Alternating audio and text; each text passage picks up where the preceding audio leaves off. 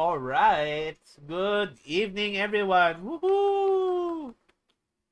Hi, everyone. Good evening. Good evening, guys. And for those watching or just tuning in right now, good evening. Welcome to another wonderful podcast with Level Up Geek Nights. Woohoo! Yay! So, my name is John B. And hopefully, naririnig nyo kami. Naririnig nyo ako at naririnig nyo ang aking mga kasama tonight because we have a very very special topic close to the hearts of a lot of anime uh, fans, otaku out there, and it is of course One Piece. Yahoo! And syempre dahil very very, how do you call it, controversial, no, hindi naman. But very appropriate kasi a lot of people are talking about it and raving about it. So we're gonna be discussing One Piece, the live action by Netflix, which is arguably the best live action of any anime to date. Anime series. Yes. So tingnan natin po, Lord talaga. Tingnan natin po kung meron pong magtatalo sa One Piece. I don't think there is anyone that's better than One Piece live action right now. Sorry, paano si RK? As a series, not as a movie, as in general. We have to clarify. We want to quantify. Okay. Kasi movie, meron pa tayo maliban sa Rurouni Kenshin, meron pang Gintama at meron pa ibang shows. Sorry. To be fair, yung Gintama na live action movie is really good. And really fun. It's really funny. So with that being said, let me just introduce everyone tonight that is joining us. My name is John B. I'm the Christian Geek and I am part of the Level Up crew. And together with me, I have our usual host of personalities. I have... Wait, I think I'll let John introduce us because I am coming up with a cough. He's being choked by smokers. So I actually don't do the intros, but yes, we'll start off. So John is the Christian Geek, and I am normally introduced as the group's resident boss man, COO. Hello. And Maya here is our noted GB otaku. Konbanwa, although I would have to revoke my otaku card right now because I am a new recruit to the legend that is One Piece. Yes. That's alright. You are entering this particularly formidable fandom. And of course, last but not the least is our dear friend, the Geeks, the Housen. Hello. The Geeks, the Legend, the Houseon. The Geeks, the Legend, the Housen. I like that. I think we should use that in the future. The Legend, yes. Alright. And of course, special guest, Popcorn. Joke lang. Popcorn, always a good special guest. Anyhow, so What how are do we we doing, begin? John? Ladies and gents, just to start off, I guess, a little background. Sige, ganito na lang. We'll go through this quickly. Ano yung background natin? What was our background before watching One Piece live action by Netflix? That's a Let's good start. question. Let's start with John. And let's not start with me. I'm still... I'll be the last to answer. Medyo...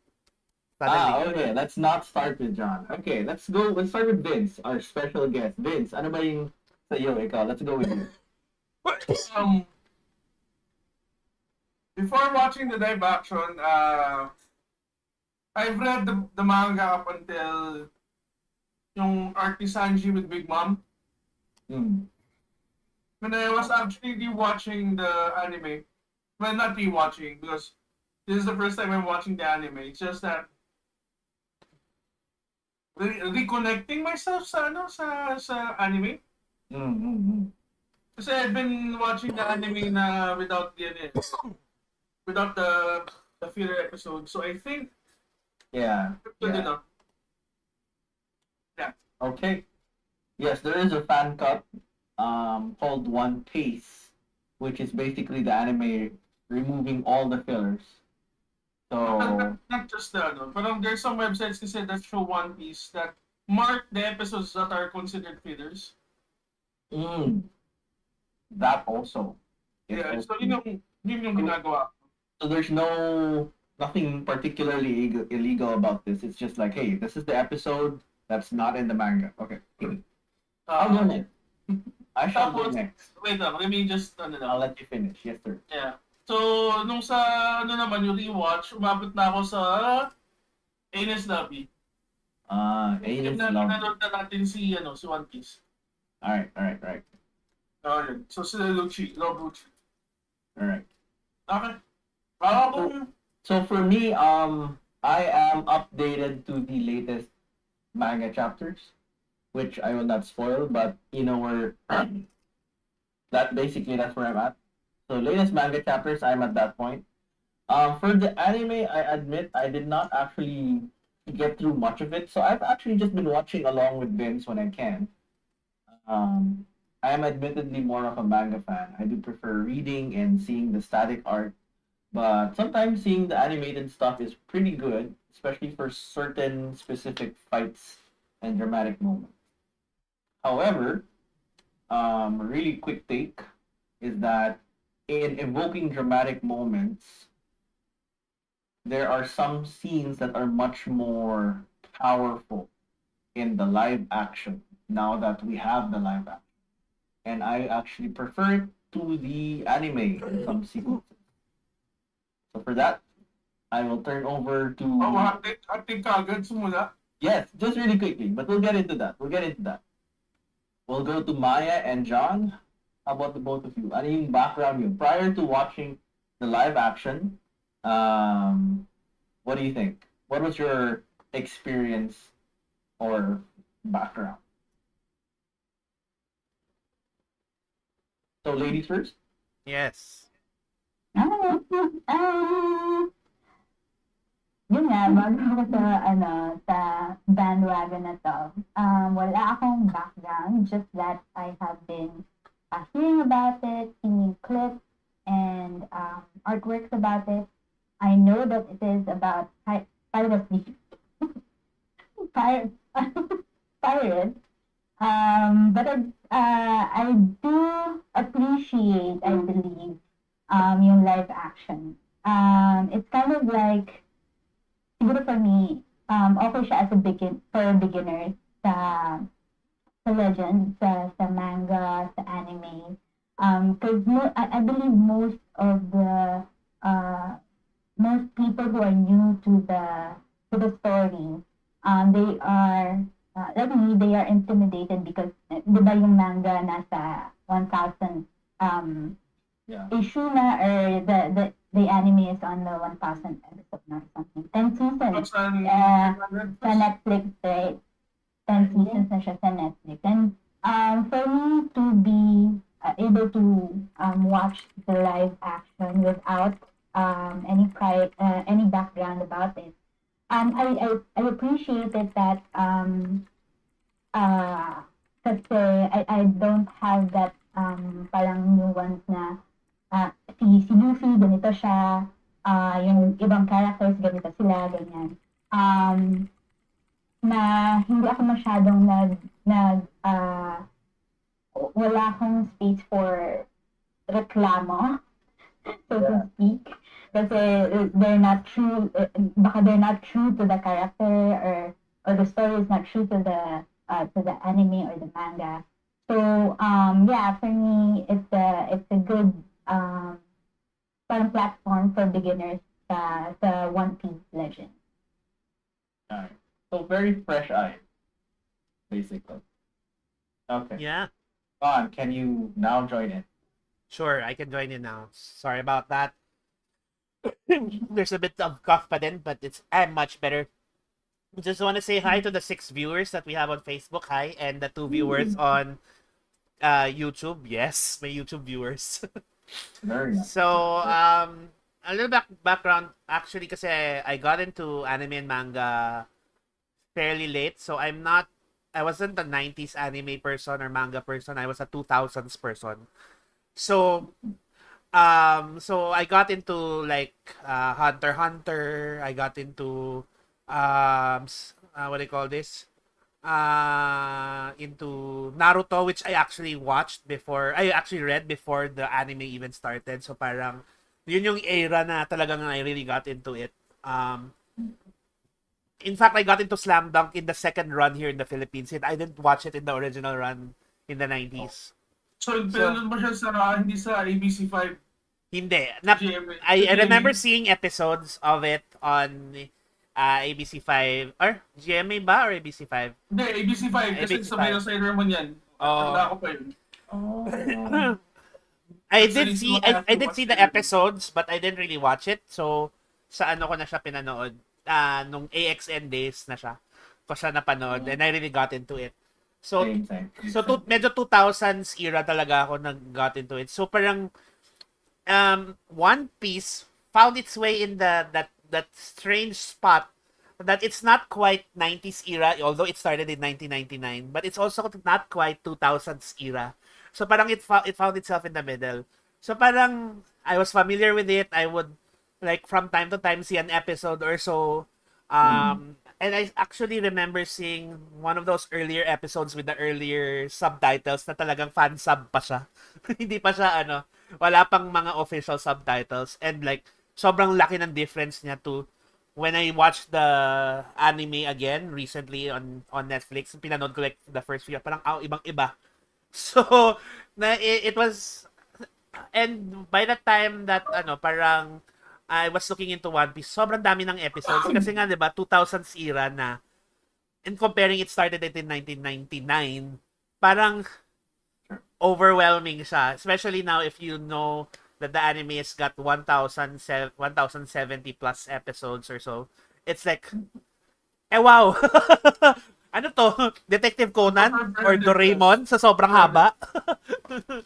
So, yeah, it was medyo overwhelming siya. So I never really got into it except like watching like episode or parang ganun. So I'm a bit familiar with the characters, I'm a bit familiar with some episodes, pero if you're asking me about story arc and parang kapag ganun ako. So the live action One Piece is actually a good primer for me kasi parang I can get into this without feeling like I'm missing so much. Gets nyo? Parang, and I don't feel like I'm spending so much time watching all 1,000 episodes, which nowadays parang tempted ako, pero I don't know if I can actually find the time to do that. So, yeah. Okay. So basically what we have here is we have two new fans. So you were fans of generally anime manga. That's a general thing. And then we have two. You have the veteran. Yes. You're the veteran. I wouldn't call us like I wouldn't call us like super mega fans, but we are You're the definitely veteran. we are not new fans. So we are the We're familiar. we are familiar. So we are the fans na we liked this thing before it became a live action. Whereas Yeah. John and Maya are represent we haven't watched the stuff, we haven't read the stuff. We just go straight into the live action. So it's good. It's a nice even balance of perspectives, right? Yeah. Okay. So let's get into it. What are our so we all watch One Piece. John and I and Vince have finished the entire series. I finished it 4 times. So Vince finished it 4 times. That's already a telling point. Maya has gotten to episode 5. So we can discuss really up to the 5th episode. So again, just a spoilers alert. Like, hello, we are gonna be discussing up to episode 5. Tama? You finished episode 5, right? Okay. Yes, I have. So she is down to the last 3 episodes, 6, 7, 8. Nako, episode five. Okay. the emotional of the series is there. So you have to watch it. There's the emotional drama ramps up a I'm lot. actually liking it so far. Kaya I'm committed naman to finish the series. Okay. So actually, if you don't mind, we can start with the two newer members of the One Piece Nakama family. Yes, The nakama fa. crew. The crew. What is your so far? How's your initial experience been? Like you've had experience with other anime, manga, etc. Whatever. How's your initial experience been now with One Piece? Si Maya muna. Maya, diba? Oh, well, go for it, Maya. What do you got? Tan, tan, tan. I would say na it's very American. Syempre because syempre yung target audience naman ng live action is basically supposedly everyone, di ba? Not just the otaku community. But at siguro siguro mag-start muna ako sa negative. Because I did find medyo parang off-ish sa akin yung accent ng mga characters sa One Piece. Like particularly when I found out, spoiler alert, when I found out that Luffy is actually related to Garp. He's his grandfather, right? And then you have Garp speaking in like Irish accent. Very Scottish accent. Oh yeah. Yeah, and then his grandson is has a more Mexican accent, right? Because he particularly emphasizes the monkey douchey, diba? So yeah. There are supposedly reasons for that, but we'll get to that. Alright. Aside from that, I think that's just my that's the only thing that's giving me the off vibe. But with the other characters, like sobrang spot on nila kay Zoro with the swords and him being Japanese. I do like his background story. And then you have Nami, which I am right now having a girl crush on Nami. Because I really like her. I like her attitude. I like how she brings herself. And kung gaano siya parang firm din sa who she is, because we do know that he is professional thief. But I like that actually later when we do get to that meaty part of the discussion, there's something about her that I really like, and also the crew wherein Luffy is building up for his pirate crew. Get ba? Yeah. So what else? Si Usopp. I did see his original artwork sa anime and sa manga, and very spot on din yung casting sa kanya. I didn't expect though na siya, he's kind of the cowardly personality sa One Piece. But I've yet to see more of who he is in the coming episode. And then we have Sanji. Okay din naman siya. He is cute. Episode 5 ka pa lang, diba? Episode 5 ka. Oh, you got 3 more episodes. You got more. 3 more episodes. Feeling ko, sasama ka na sa Sanji. Sa Sanji bandwagon. I am a Sanji supporter. I love Zoro, but I gotta give Sanji his Sanji credit. all the way ako. I like Sanji dito. It's like, this is in support of Sanji, and it's Yeah. always in suit. Yeah. Yeah, I feel like. Yeah, go ahead. Boom. Lahat sila parang, oh no, okay, yung gusto good sa Zoro. Hello, don't sleep on Sanji. No. Yeah, but I Actually, did like, also his background na di ba, he's a chef. And he just can't stand yung captain ba? Or yung head chef nila sa restaurant. He's also, in that part, he's also true to himself na he just can't stand cooking mediocre recipes as Perfectionist. So he's a perfectionist. yeah. So that's it. All right. So there's a lot of positive feedback all around. Thunderous applause for Sanji, Usopp, Zoro, Nami. Not as much for Luffy, but it's still a thumbs up, I guess. Like he's like, all right. no, ang dami nga nagsasabi sa mga groups ngayon. Oh, they could have had...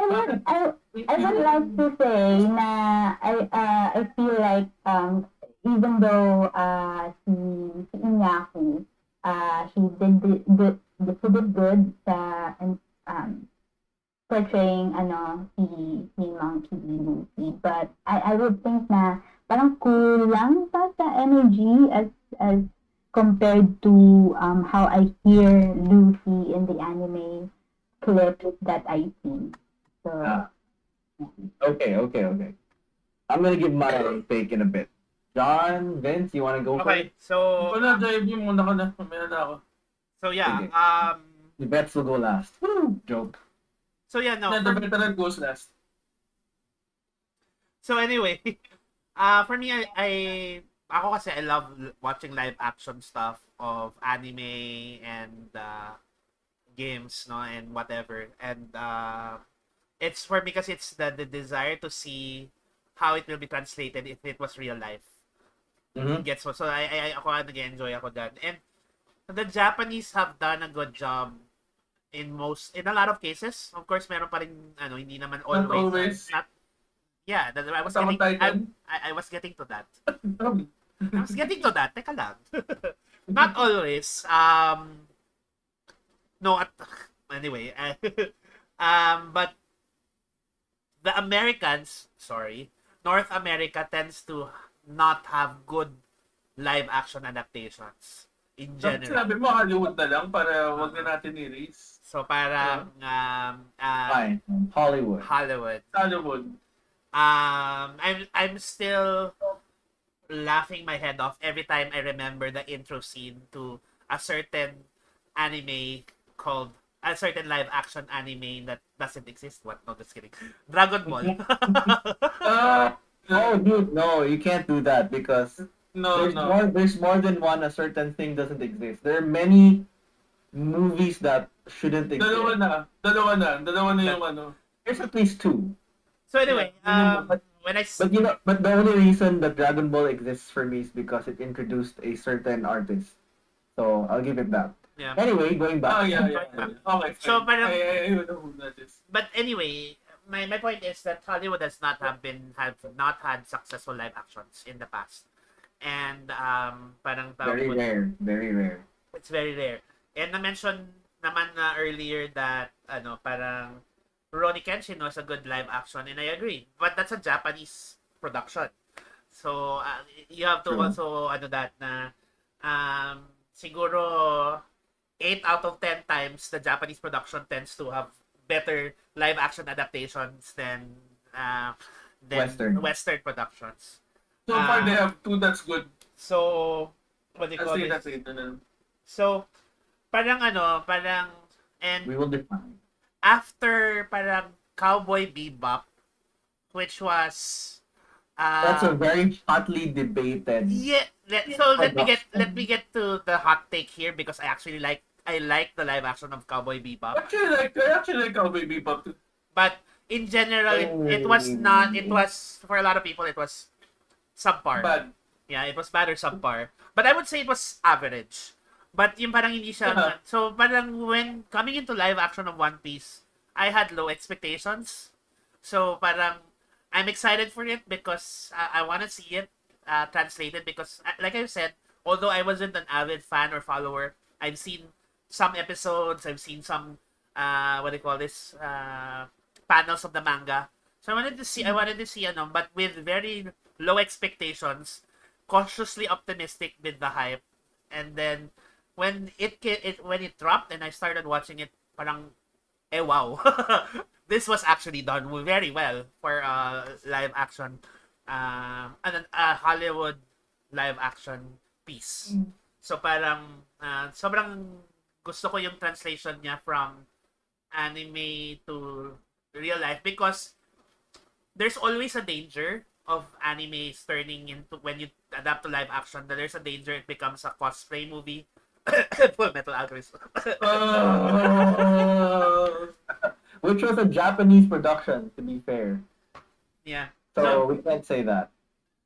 So no, but there yeah. is there is that thin line where it can just in the desire to translate it into live action, it goes overboard and it becomes like cosplay. And nawawala yung realism ng real world. Oh no, we have lost John. I disappeared? Oh, you're back. You're back. Okay. So I thought I disappeared. You have returned. Internet blips in the Philippines. Very common. So anyway, Right. as I was saying, yun nga, parang there's that thin line. And One Piece could have easily fallen into that. No? Kasi mawawala yung realism niya. And I like the translation how certain things were changed to make it more realistic, to make it more real. I think in the way that certain character designs were not super exactly like the ones in the anime. Yung ilong ni Usopp. Yung kino-complain ng ibang tao yung ilong ni Usopp, yung Oh my eyebrows yung ang eyebrows ni Sanji, yung what do you call this, yung Herbs ni Nami. yung figure ni Nami. I'm like, dude. Yeah, that's true. Yung signature goatee daw ni Sanji. Parang ako, The goatee and curly eyebrows, yes. which by the way doesn't happen if you have blonde hair and black na goatee, doesn't happen in real life. Yeah, it doesn't. So, just so you know. So And many other things. I kind of appreciate that jump into realism na that this is something that could actually happen, parang quote unquote happen, rather than yung parang if you present it like a cosplay. So yung nawawala bigla yung suspension of disbelief when it becomes a cosplay movie. You just know it's a cosplay movie. When you know it's a cosplay, parang hindi siya but when the way they did it, there has that level of realism. So nagkakaroon ng ano tawag mo ito, parang heavier na gravitas. Wow. In the way some drama scenes happen na parang medyo mas real siya because realistic yung portrayal nila. No, even if you know it is a fantasy storyline. So, I think ako personally, that's what I appreciate the most with the One Piece na parang I can imagine these people actually being there, parang ganon. No, so yeah, I think for me that's my first impressions of the live action. Okay. Of first impressions, Vince, you. Sa akin, actually, what sold me sa live action is, nung una, I was, parang, oh no, it's Netflix, it's gonna be like Death Note all over again. My gosh. Don't remind me. Tapos, what kind of made me a bit more hopeful with the live action is yung second trailer, where they kind of showed scenes ng laban ni Luffy tsaka ni Arlong. And when, this is on the trailer, so it's not really, it's already spoiled by the trailer. So, when he did the Gomu Gomu Gatling, and it looked so natural na, imagine mo na somebody who has several foot flowers would do that in real life. That kind of made me more hopeful for that. And yun nga, tapos what also made me enjoy watching the whole series again for 4 times. Yes, I finished the whole na 4 na beses. It made me they were able to bring one of the bigger aspects kasi one of the more important things kasi in the One Piece mythos is yung importance ng freedom and ng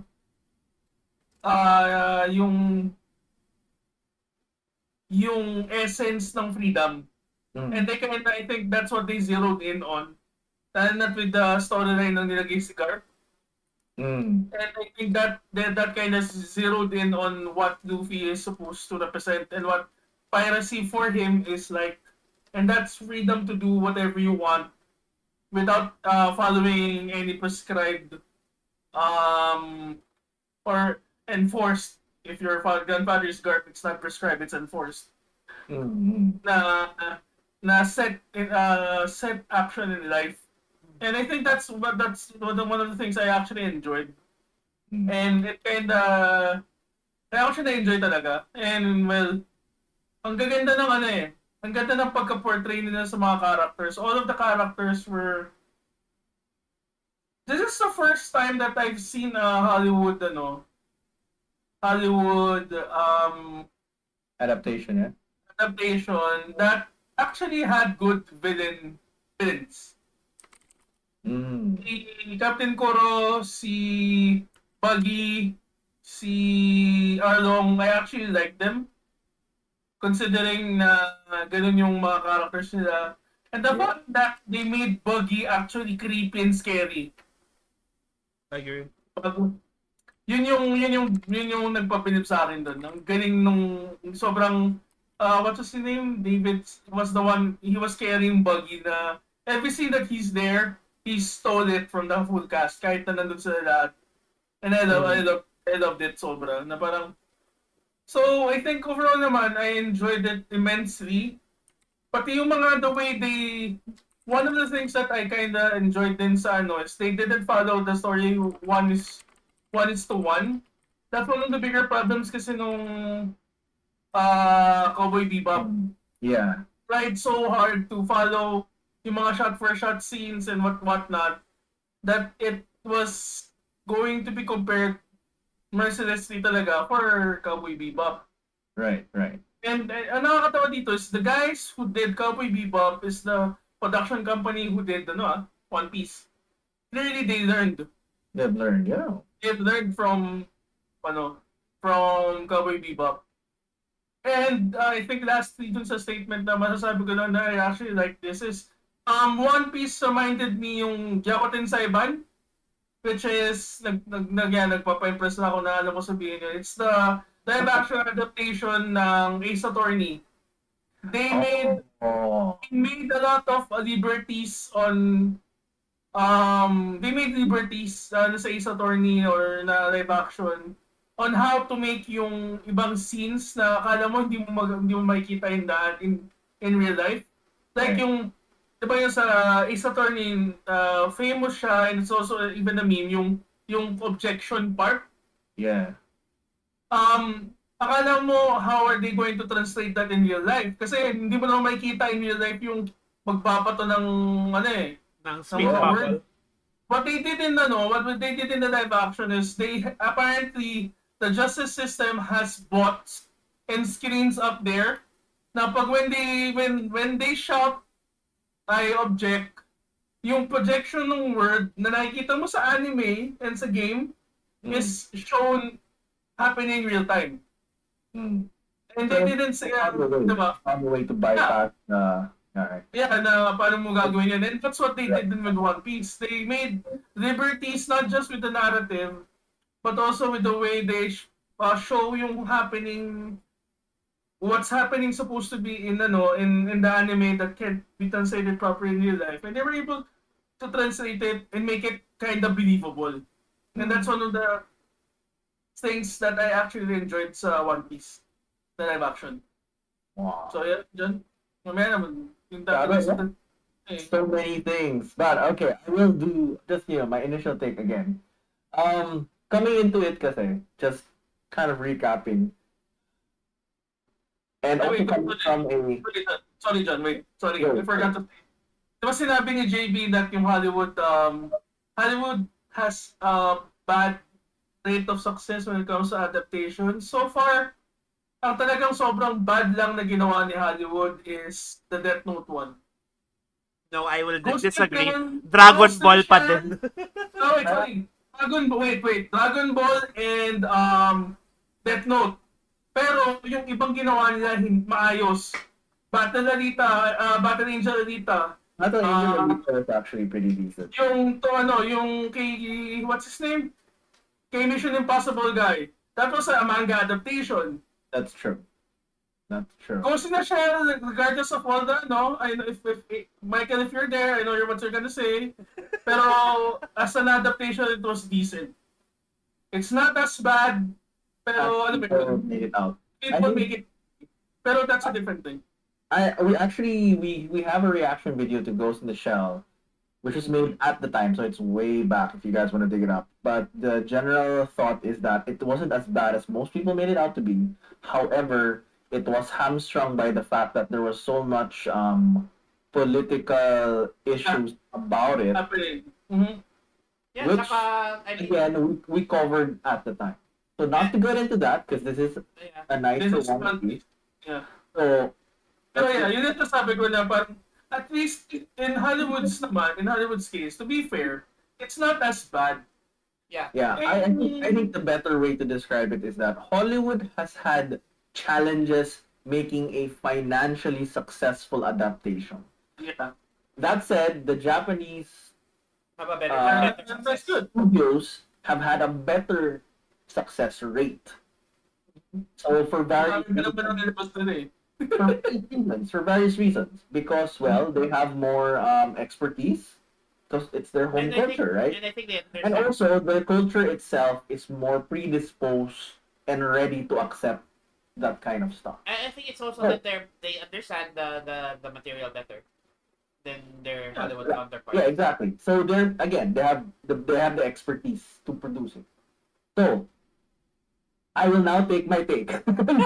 Go. I will now take my take. Grab Mike.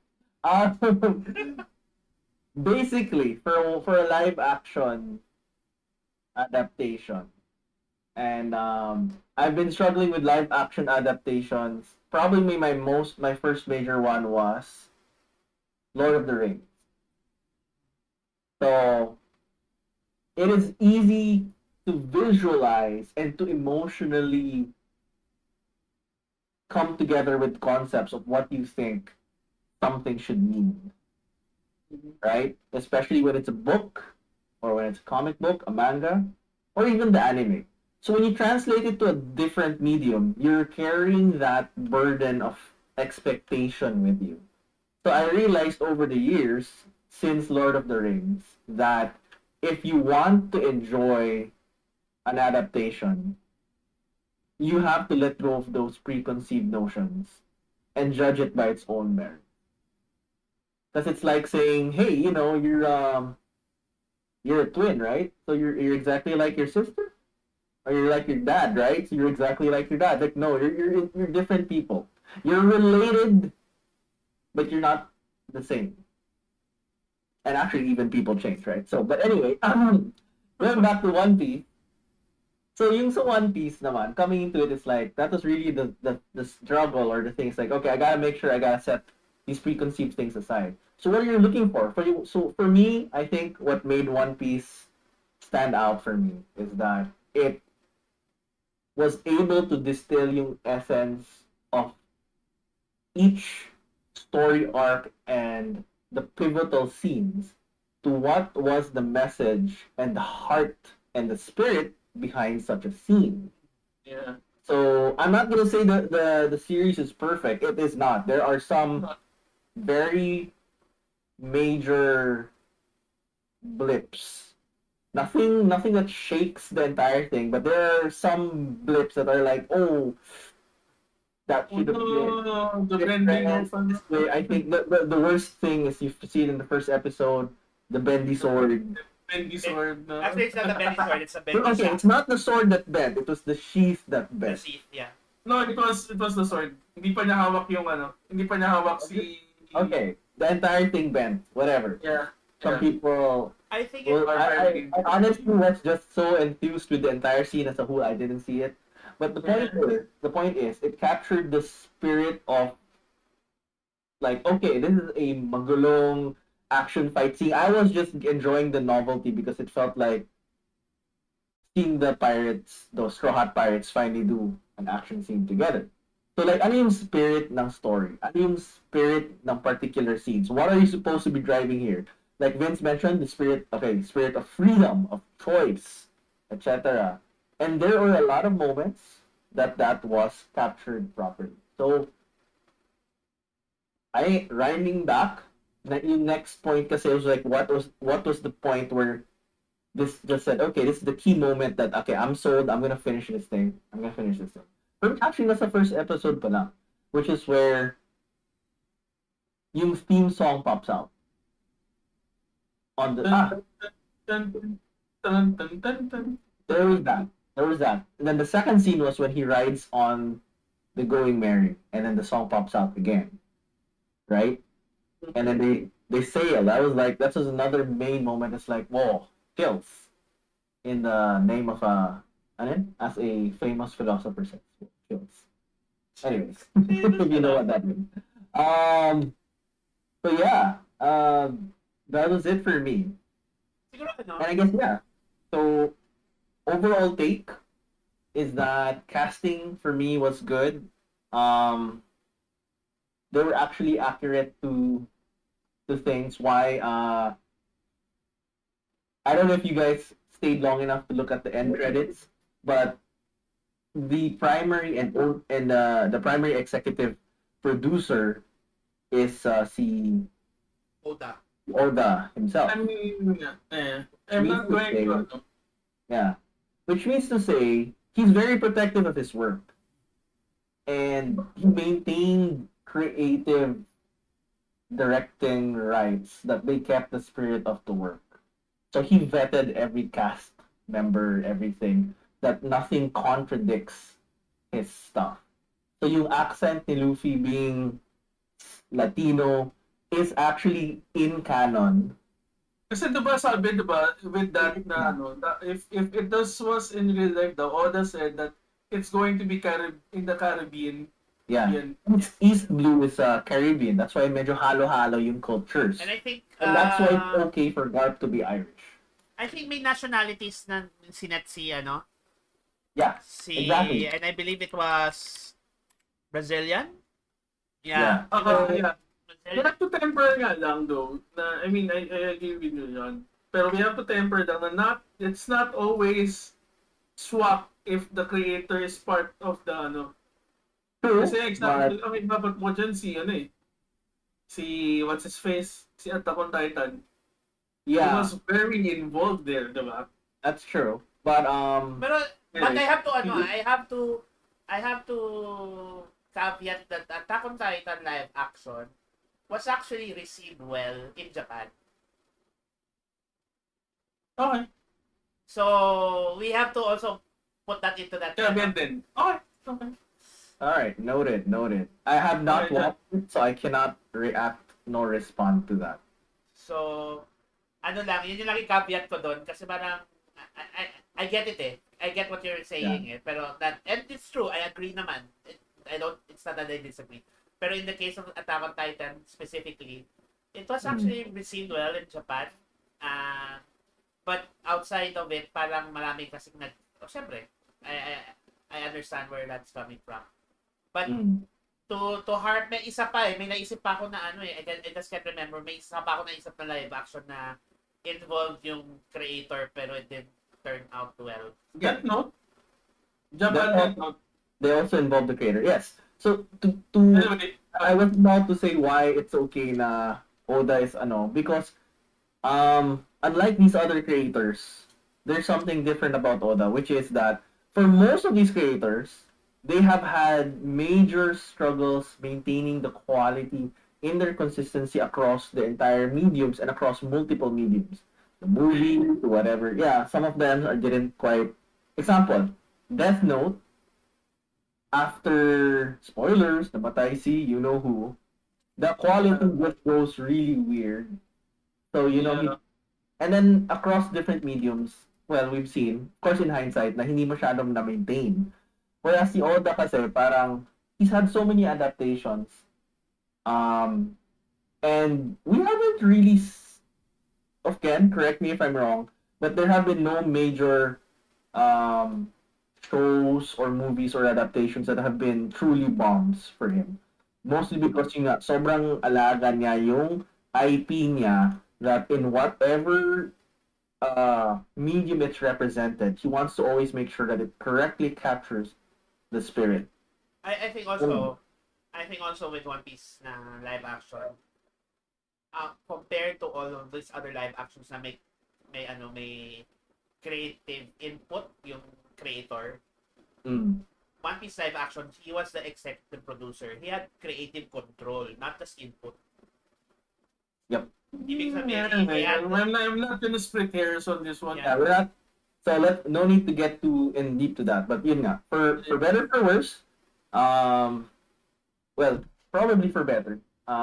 His involvement and the team and everything coming together, they have produced what seems to be the most successful adaptation as As a of series, as a series on. I was gonna say on Netflix, but yes, in general, as a series. Yeah. that's So- why I think one of the heroes din is, dapat pag ini-interview ka as a creator, isda yung ulo mo. Kasi ganun yung lahat ng interviews ni Oda, diba? Hindi siya nag... He always shows his fish head. That's why nobody knows who he is when he goes around.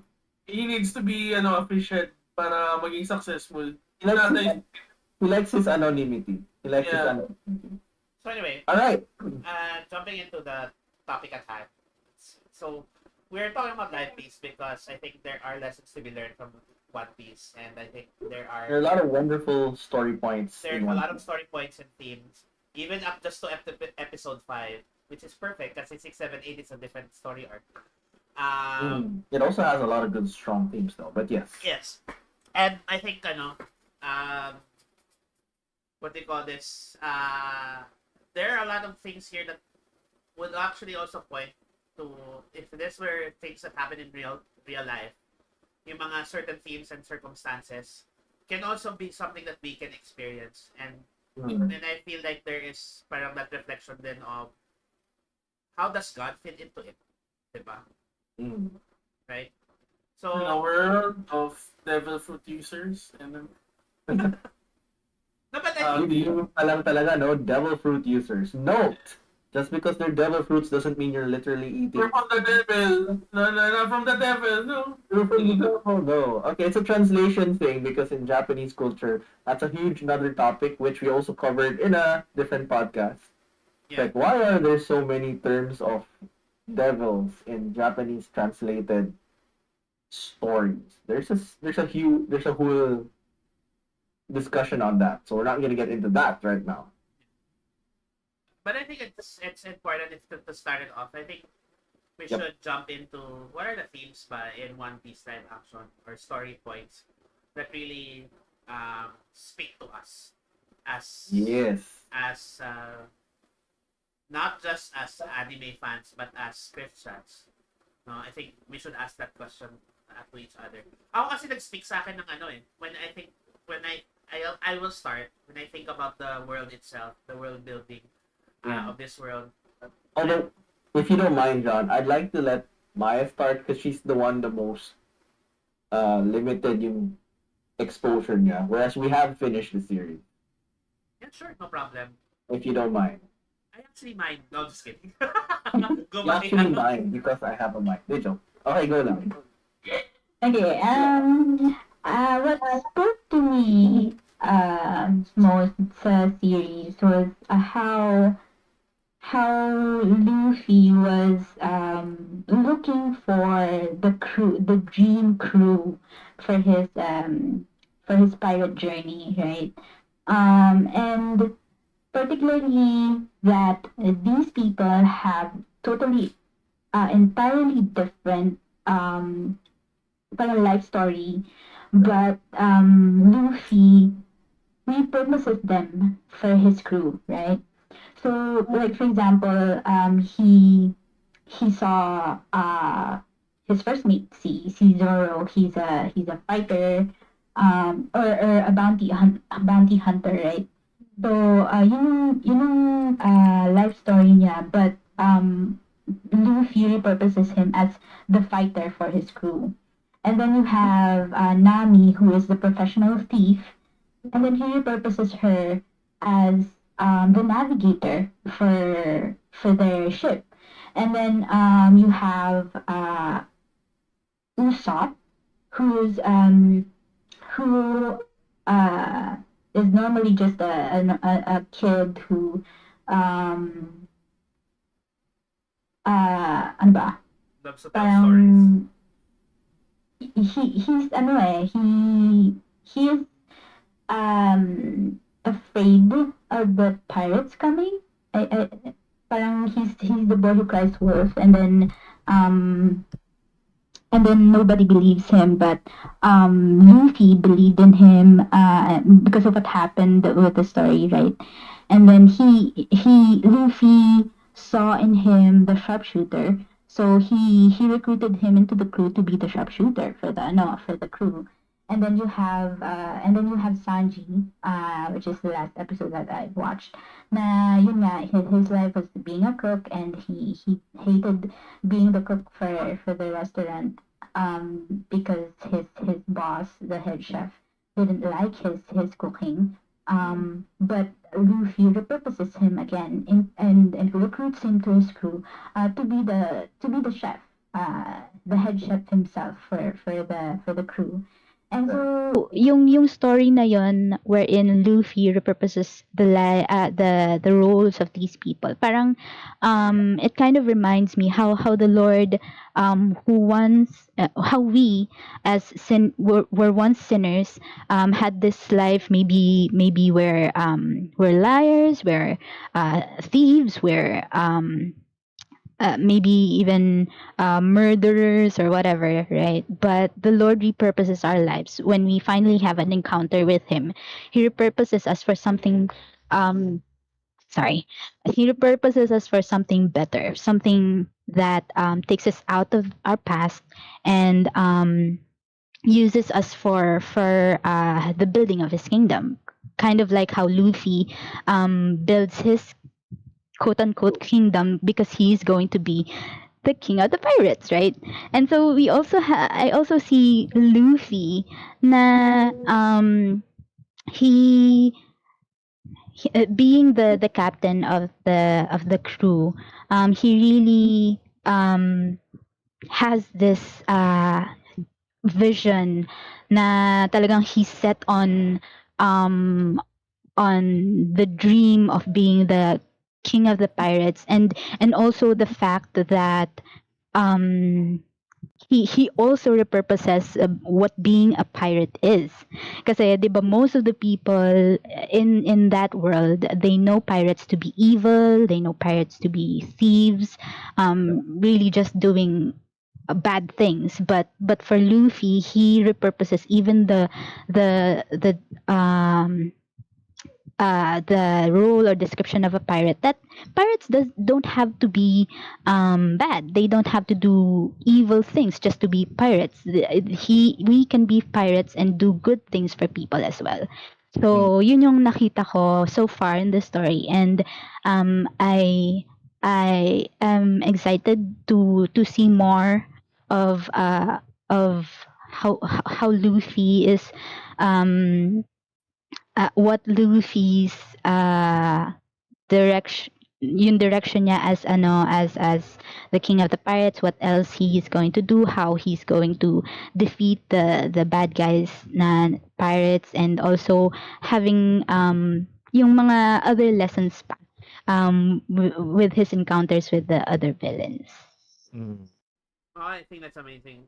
What you said, kasi I was contemplating on how Luffy's character. There's a part, actually you haven't reached it yet, pero may part kasi na nakikita niya talaga yung good in the people that he recruited. He didn't just recruit them just because. No, parang yeah, of course, you know, Zoro is a good fighter, Nami is a good navigator, and she's also a good fighter, no? But that wasn't the primary reason why parang that Luffy parang recruits these people. He saw something in them that maybe even them did not see, no? And I feel that is so much truth in a lot of us, that we define ourselves by many things, our actions, our situations, our circumstances, but Mm. si God sees something beyond that, sees something more in us, sees something, and I think Luffy just is an example of that, of someone who was able to see something beyond the thief, beyond the pirate hunter, someone who would be considered an enemy to pirates, 'di ba? Parang nakita niya yung ganun na how do I put na ugali or personality. And I think it's incumbent to us as well as na we should try to see people beyond what the stereotypes of them are, na parang na see the best. And I think that's nakakatuwa lang in the character of Luffy, that he embodies that na and that does really strike me. And I think it kind of goes into the idea that na parang even his desire to become a pirate is because he sees piracy not in the traditional way that people see piracy, especially in this world where pirates are selfish, they're evil, they steal from people. Siya gusto niyang kumuha ng brand of piracy where parang the idea is not about stealing, the idea is about adventure, the idea is about Being free. being free, Being free. diba? The freedom of getting to choose what you want to be in life, no? And you can see that in the actually ganda ng introduction, because si Garp was not originally that early on introduced into the series. So parang ang ganda lang ng introduction of Garp chasing after Luffy, giving that sense na parang sometimes the world would want to box you in and label you in a certain situation, a certain kind, na dapat ganito ka, ganito ka, ganito ka. Even in current situations where even liberals like to box things in, give labels to everything, and like, you don't need labels for everything. No, you don't need parang, and we can strive to be more than what people tell us that we are. And I think that's a beautiful na idea and concept. And I think yung sorry, medyo political to, pero makita mo din yung struggle kasi ng world government, the world is corrupt, and the Marines are corrupt, and then Luffy here, who is the pirate, is trying to Went there, huh? parang It is a major thing. It is a major thing in the series. Yes, I mean- There are non-corrupt Marines, but there are a lot of corrupt Marines. Yeah, and so parang Luffy fighting against that and looking for freedom, and parang looking for the best for people. No, yung nakita ko doon sa kay Luffy from the beginning, he is always looking out what is best for that person, even if that person would become his enemy, like si Kobe. Na parang no, you search out for your dream, no? Parang you do what is best for you, no? Parang ganon. So, caveat lang ha, hindi ibig sabihin we just what they call this, na it's good to just chase out all kinds of freedoms, no? Yeah. We have liberties, but we also have to be responsible with them. And I think that's one thing that I also see, that Luffy's trying to be responsible with the way he is. He is a pirate, but he could always steal, he could run away with but he doesn't. He lives by a code as well. So I think that's interesting na makita mo yung character na development, and the story develops that as the episodes progress, you see that you're seeing the identity of not just Luffy, but what kind of crew he wants to build. You see the kind of crew that he is developing. These are not just because they're a good fighter, just because they're good at something. No, because they're inherently good. Merong good in these people, and that's why nire-recruit niya. Woo! Okay. Paano ba? Ako na next. Yeah, go for it, man. Sa akin, more of yung nag-stand out sa akin, ano yung sa First Corinthians? fathers do not exasperate your child. Wow, how did we get Alam mo, there? hindi, Sige, alam, go, I mean, sir. you know where I'm angling at. Kasi diba, with the way, sa akin, more of nag-stand out sa akin, yung connection with the word of the Lord is yung, the way Garp was raising, Luffy. Luffy.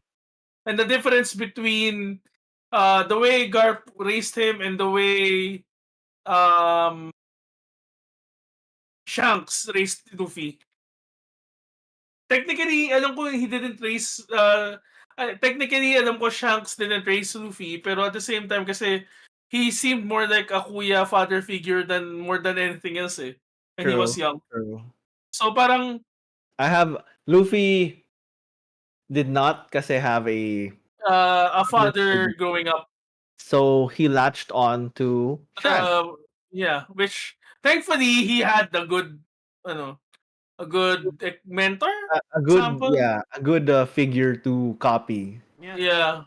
Kasi, And relatively speaking. I mean, even if he relatively didn't have a father figure, tapos the only father figure was his grandpa na wasn't always there to begin with and would always try to... No, he was there. The problem was No, he was there, but not always because he was busy as a guy. no. If we're going to follow what happened to the manga, he was there when in their formative years. Pero kasi ever since yung tumakbo sila and whatever, it's kind of getting into the whole thing. He was there. The problem was he was always pushing Luffy to be, not really pushing, he was forcing Luffy to become a marine. Up until bago sila nagkahiwalay. Diba, John? If It I was very recall, basically Garp is a complicated character because on one end you have what seems to be the worst of old man boomer parenting. but at the same Actually, no, time, actually that's it. He has the worst of old man boomer parenting. yeah, He does. Luffy, The only positive, I wouldn't say the only, but however, it is totally counterbalanced by the fact that Garp also is actually a very morally and ethically good person. So, that's why he's still a hero. But we'll get into that because that's not covered within the first season masyado. yeah. Pero kasi ang sinasabi ko dito is we're just shown kasi yung differences of not really bad parenting, but more of how not to raise a child. Inflexible parenting, I would say.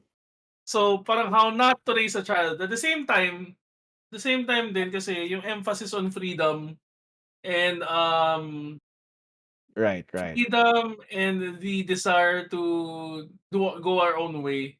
Mm. It's kinda rin, parang pwedeng din yung mga central themes ng tayo as humans din kasi. Parang it's one of those things that we always look for. Or, yeah. Na parang I want to be free, I don't want to be one of the reasons kung ba yung parang umaalis yung mga tao sa bahay, Mm. bahay nila, they try to make it on their own. Mga those kinds of things na parang it kinda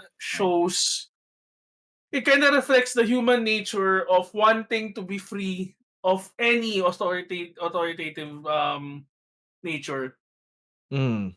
And parang the importance then of being the right kind of person at the uh when the chips are down. Kasi diba you guys already mentioned nga yung when Luffy hires or recruits his crew, Mm. it's always not because they're good fighter. Kumbaga causality lang or add-on lang yung yung magiging magaling silang fighter. But he looks at their hearts. Come Pero on. to be able to do that, there needs to be there needs to be a good basis for a person to glean how Mm. good of a person are you. And the only way for that to happen is if you act accordingly when the chips are down. Mm. Actually, How's that? Diba? now that Yun What do you yung mean by yun that? napansin ni Luffy si Zoro when Helmepo stepped on Rice Ball. Right. Yung si Nami, I think it kinda yung kay Nami medyo contention medyo may contention ako dun, pero at the same time kasi the way napansin ni Luffy si Nami was when Nami did not leave them. Mm. Yun yung ano, hindi hindi iniwan ni Nami silang dalawa kahit na dehado siya. Si Right. Usopp, he noticed yung yes, he was lying, but yung ano yung the way he sees yung ano, yung the way he treats, what's her name? Yung babae? Yeah. Si Kaya. Kaya. Yeah, good job, Usopp.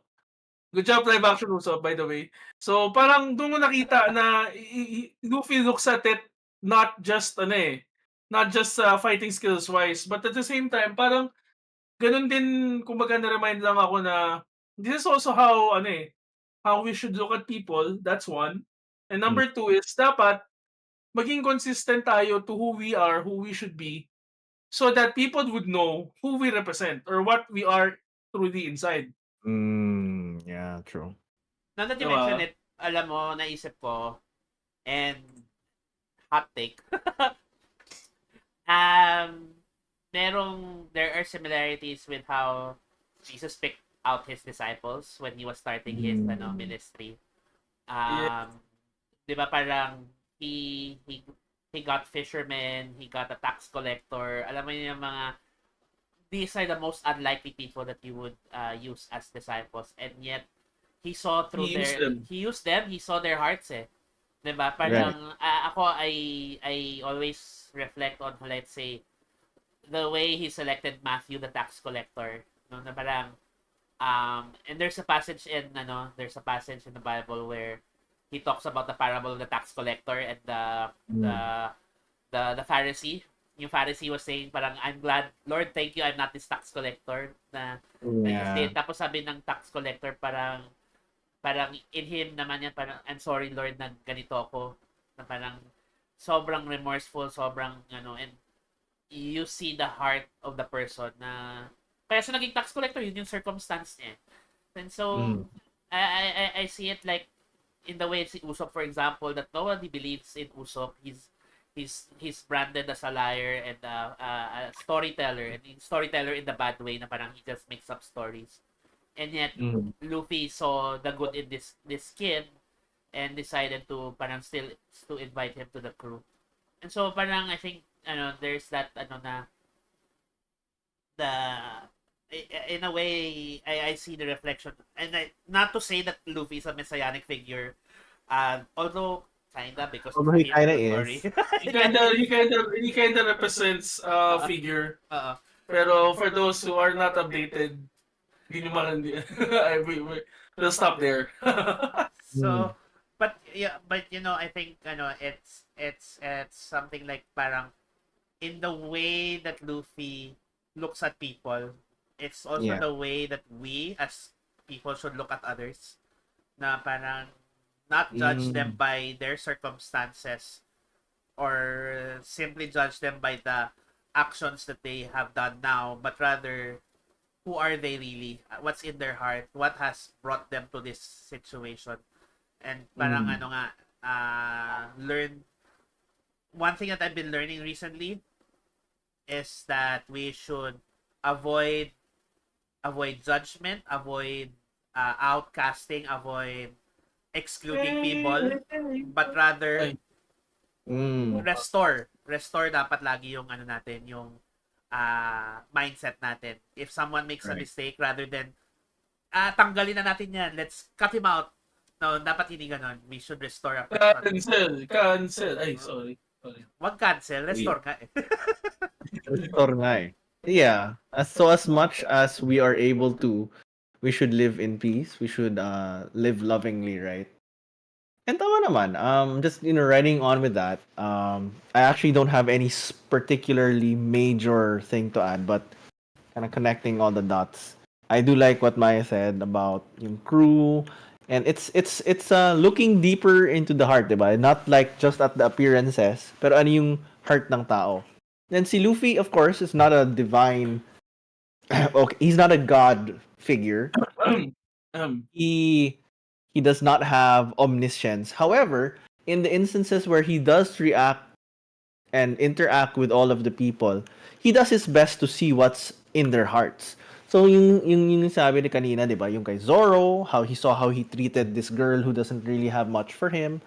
Yung kay Nami, I think I can understand kasi it's not that he thought she was good or bad. Although no, he did say that he thinks she's good, but what did he say? I want to go talk to her. I want to see her, to understand her. mm, So he didn't just say like, no, she's good without a doubt, no, whatever.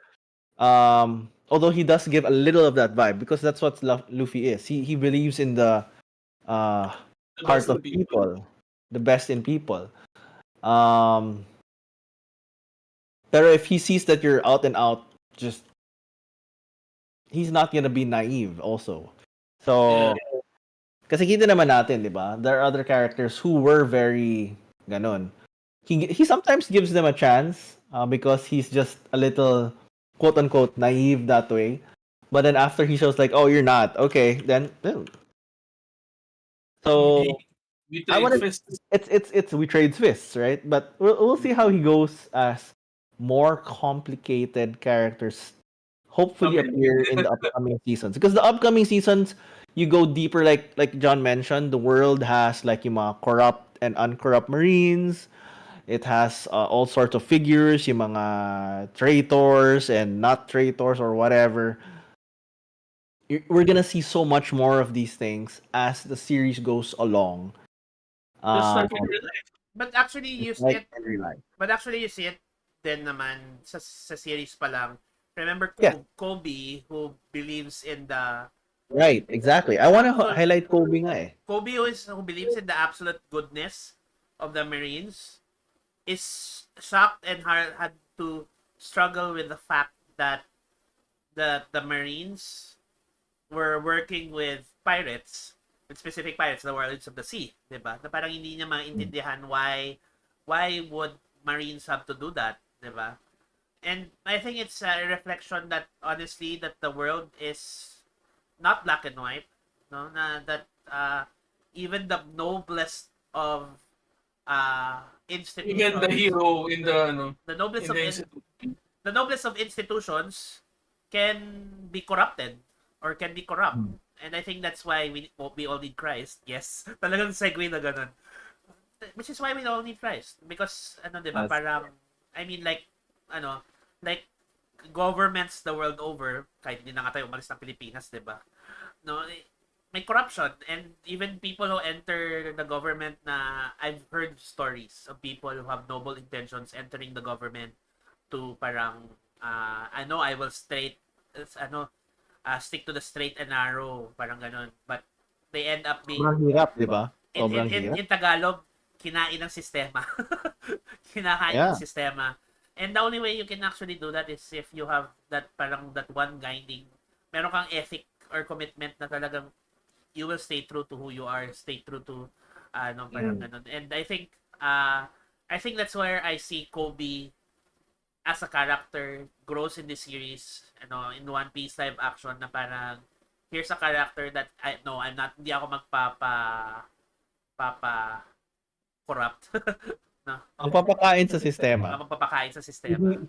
He has to find a way, pero at the same time, he also has to find a way to grow and not be naive. Yeah. So there are certain things which he thought were evil, which were not. And there are certain things na akala niya good, which were not. So it's, again, this is another example of seeing to the heart of the matter. So you don't look just skin deep, just look at their titles, their whatever. You look to the heart of the person. What do they actually do? How do they actually do it? How is something actually accomplished? Makita natin ano yung nasa character ng tao, ano yung nasa puso. Ito may tanong ako, since na-mention na rin naman ni JB, yung word na C, not crime, pero it's related to crime.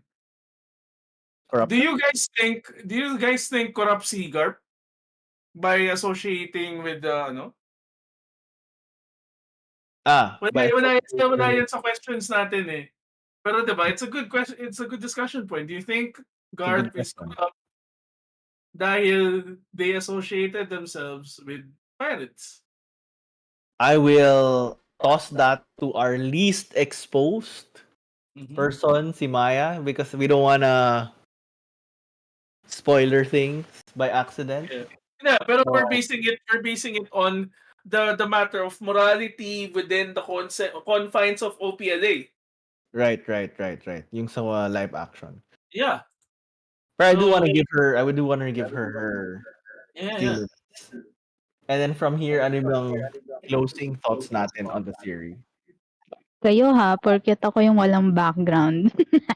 Hindi. Kasi on this end, parang fresh eyes eh. Ikaw yung pinaka-fresh Yeah. namin. O You have ayan. the Yeah, freshest okay. eye. You have the freshest eye. You're the Yeah, freshest. Parang isda. Garp.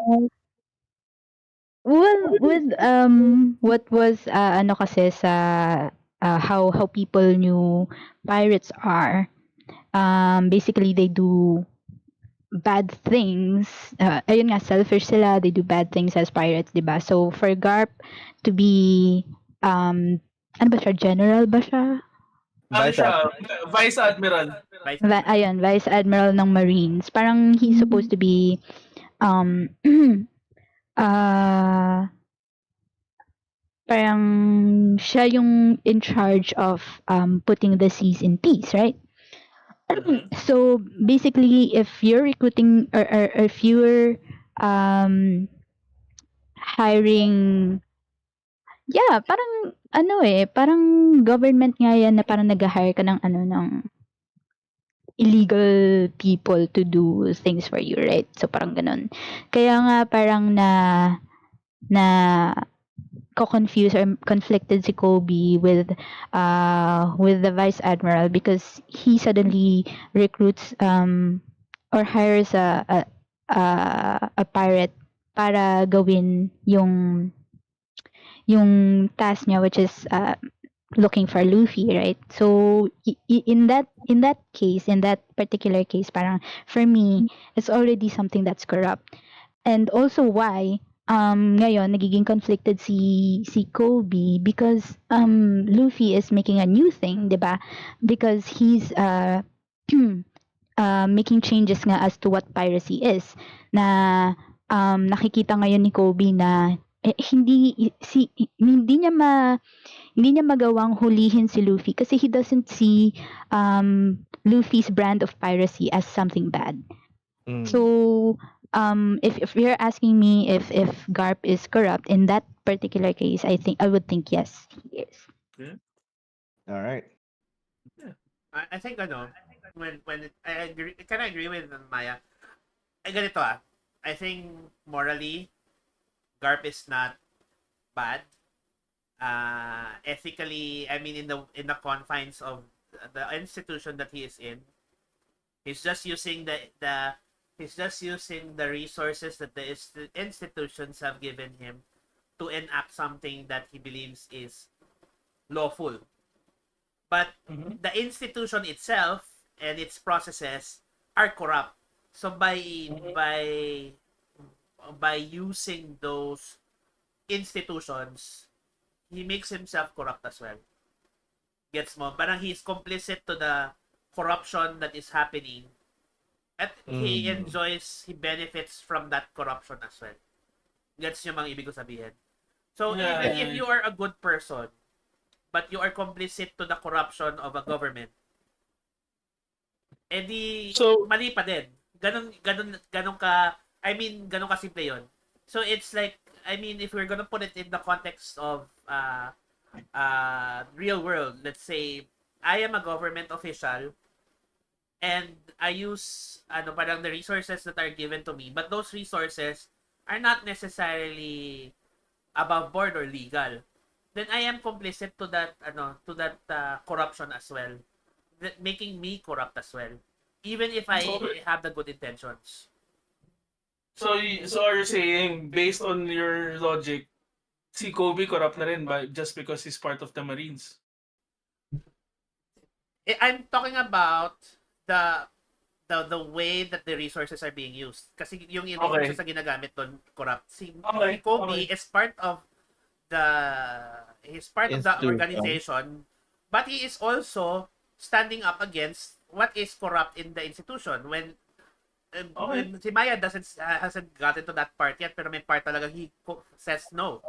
And so we can see here, this is a person that is part of an organization that is trying to, by being part of the organization, he is trying to reform also the organization because he is using his own parang moral ethics. Pero yun nga, number one, the discernment of knowing what is right and wrong. And then the number two, it's also hindi ka magpapakain sa sistema. And Kobe is maturing in that way, I think, in the series, na he's learning na hindi magpakain sa sistema because ang unang impression niya about the Marines that they are absolute good when they are actually not, 'di ba? The thing is, that's actually their motto, absolute justice. So it's an interesting thing. So yung nasa likod ng nila, ng uniform nila actually reads absolute justice. Ayun. Diba? So it's an interesting twist. Shoutout lang sa mga friends namin nasa government. Kilala niyo na kayo? Yes, I went there. So I say hi to RJ. RJ.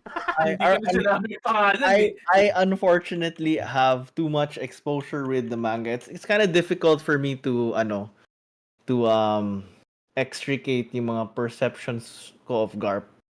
But I would say he's a complicated character na from that point of view, from a legalistic point of view, he is corrupt. I will agree with that. From a legalistic point of view, he is corrupt. However, I also want to point out that using the pirate si Mihawk is not illegal because Mihawk is actually required to support the Marines. He is one of the 7 pirates who surrendered being a pirate to cooperate with the government. So they actually surrendered to the government. I have a quick question. If he surrendered to the government, why does he still have a bounty? That's his former bounty. If you look at the small print, it says former bounty prior to him surrendering. Okay. Tsaka dun sa bounty niya slash na line na rescinded or cancelled. Rescinded because he gave up to the government. Yep. So if you're not super into the lore, you might miss that. But actually, it's part of the If you don't like Helmepo, you might have missed that. But actually, si Helmepo kasi explains it to Kobe. Yeah. He's like, "What is this thing?" And then Helmepo's like, "You don't know? Oh my gosh, you don't know anything." And then he explained yung mga yung nga sa nung nasa Baratier sila. Yeah, so this is at the super start ng next episode. Not really a big thing. But yes, they're actually legal. So yun. Yung best yung madaling i-point out na na talagang corrupt is yung si Helmepo. He's that. Si Axhan Morgan. Yeah, yun ang best example. Kasi Morgan, definitely corrupt siya. Sobrang corrupt. Tsaka yung captain na yung sino yun? Yung bunny captain, whatever his name is. That's in episode. Yeah, never mind. Sorry. But suffice to say, you'll see more examples of corrupt governance stuff in the succeeding episodes. Yep. So yun. All right. Final statements as we wrap up tonight. Sanji best. Sanji best. Okay. Yeah. Yun ang sabihin ko kasi wait lang. I'll just do a pitch for Sanji. Kasi si Daz Skylar, hindi nga siya kasing quote-unquote gwapo ni Makenyu. However, depends on your taste, but go on. However, number 1, he actually learned how to cook. He studied culinary for the role. He also cooked for the staff during the shooting. And, alam mo yun, yun lang naman. Yes, yes. Yeah. I really, really, super fan ako ni Sanji. Saka may abs. Joke lang. Ang dami niyang niluto na pandesal, no? Oo, dami ng pandesal, actually. Ang Okay, dami okay. niyang pandesal. Dami niyang Ay, pandesal. sorry, Maya. Spoiler, dami niyang Sorry sa pandesal. spoilers. Anyway, Hindi, wala. Yung cake na. Guys got a bakery. Yeah, the yeah, guy, yeah, but yeah. he doesn't only have a bakery. He's got a Ano? full kitchen set. Yeah, he bakes. He bakes. He also has a cake. He also got cake. May cake siya. Spoilers, may cake siya sa episode 8. Joke. I'm not kidding. Kita kong sino yun. I was like, Oh, wow, really? Oh, ano? Well. anyway. John, any statements? I think ano lang.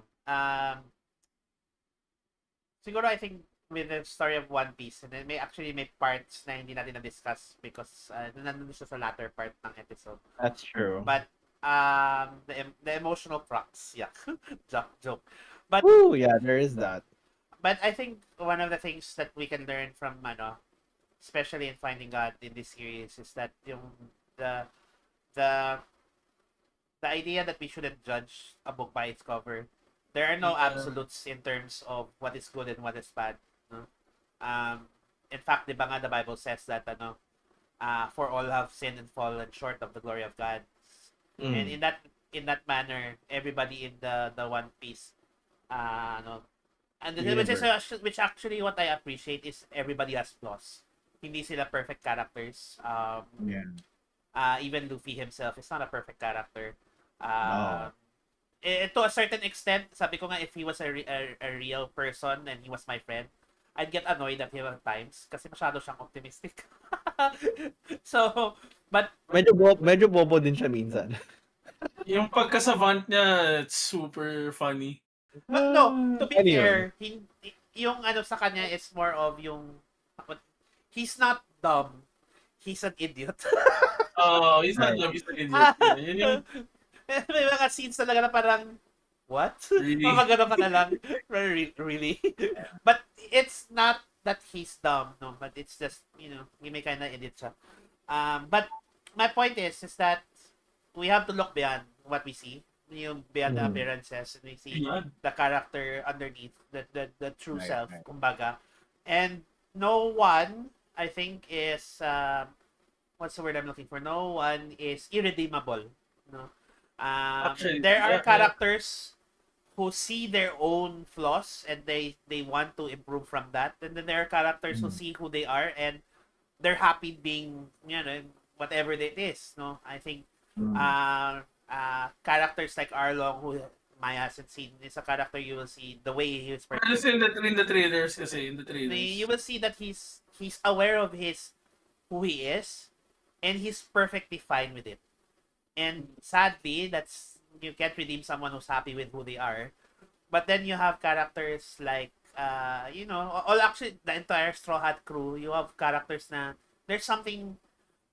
There are flaws in their characters, in their who they are, and yet si Luffy saw the good in them. And because of Luffy's influence, they also sought to become really the best that they could be, no? No, kumbaga parang not just a thief, not just a pirate hunter, no? To be more than that, no? And so I think in the end, I think as people, and I think as Christians, we should also do the same. We may not always agree with people's choices and their decisions, but we should always try to look at them from the perspective of what's really in their hearts, who are they, and can they be restored, can they be redeemed? Because we are all redeemable. Thanks to the blood of Christ, and thanks to His grace, we are all redeemable. It is a question of can we help people, bring them to that redemption? Can we restore them? Can we point them to Christ? Diba? I think in the same way that Luffy points people towards the goodness in them, no, we should point people towards the goodness that they can achieve through Christ. Right. Sino pa ba? Vince. Tapos ka na, no? So, it's Maya. Yeah, wala na akong idadagdag. Basta, ano, ano yun? Basta masasabi ko lang, Sanji. Team Best Sanji. man. No. Sanji, best Team boy. Sanji. Team Sanji. Alright. Maya, ikaw. Actually, sobrang closing statement na talaga yung kay JB. But I would like to say na seeing this series so far, I believe that it's the kind of anime that you can also recommend for kids. Because you see this Luffy's character, how he sees people beyond what or who they are, and seeing the good in them, looking at their hearts. And I believe this is also a series na along the way parang yung mga arcs, story arcs niya, meron silang mga lessons in and of themselves. So yun nga parang kung siguro kung i-interviewin ko yung mga fans ng One Piece, I would think or believe na they also would recommend One Piece as something that you can show to your kids then. And if you take notice enough dun sa what the story is all about or the lessons inside of it, parang marami ka din talagang matututunan about friendship, about eto nga yung napag-usapan natin, how we look beyond the person. So, yan. Gusto ko ng steak. Sorry. So, yun. Oh, Gusto ko ng steak. before But yeah, before we go on to the final word from John, I just want to say hi to Geek Devotions, who's on YouTube. Hi. Hello, thank you for joining us this evening. We're just wrapping Hello. up. He says totally one you could recommend for kids. That's what he says. And I think I completely agree with that. I think the most, especially even the live action, because it's not too long and you can actually join in, because if you have kids yourself, you can sit down, watch it with them, and you can even have discussion about what happened in the episode with your kids. Right. I think the only thing that I would caution against really would be some very, not a lot, but there is some scenes. mild language. And yeah, definitely it's okay. Check out our replay if you could. There is some Tagalog in our language, but we're mostly in English. So anyway, as I was saying, yeah, definitely there is some mild language, but it's something that you can sit down and explain and talk to your kids about.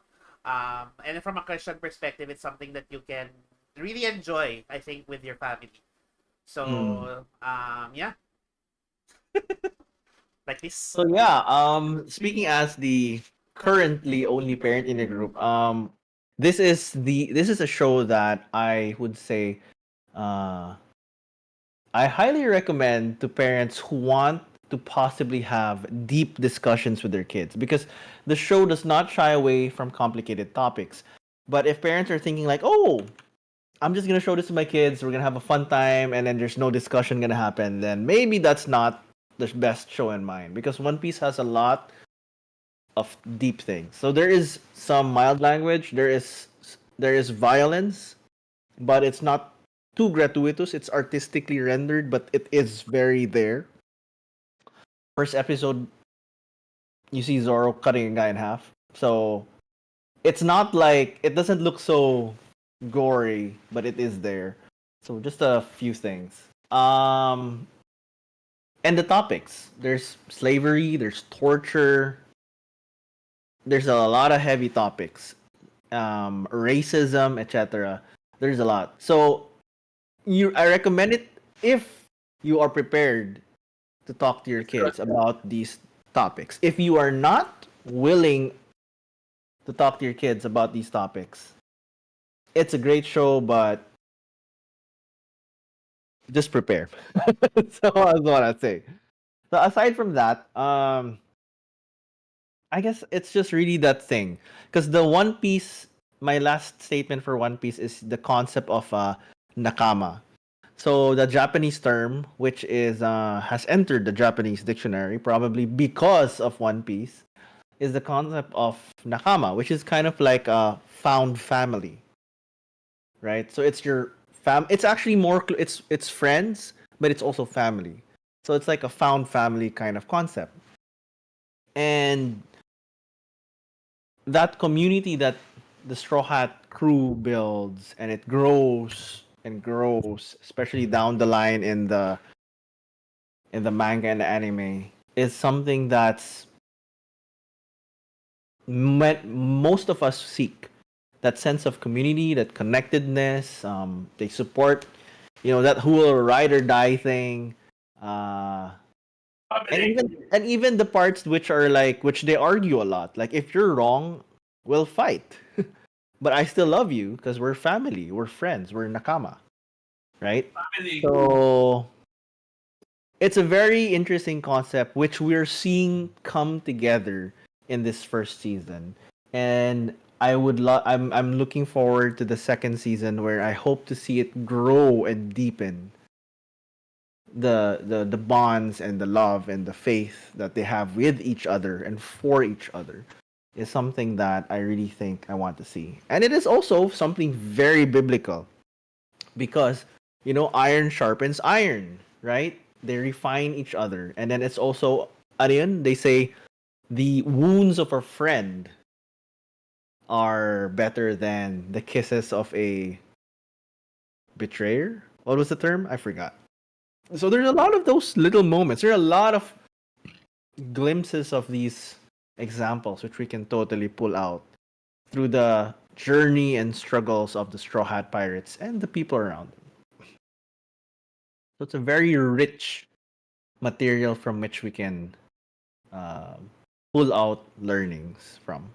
And to piggyback from that, the Bible says that we are to encourage one another in love and good deeds. We are not to forget assembling together, as is the habit of some, but stir up one another until the day approaches. So, Yep. I think that's why we here at Level Up invite you to join us. If you are in need of a nakama, if you need friends who are your ride or die, and you want to grow in your not just as mature as a person, but also in your spiritual walk, do join us. We are on. You can join our Facebook community. We have a Facebook group. Where we post stuff there, and we also have our Discord page. Discord.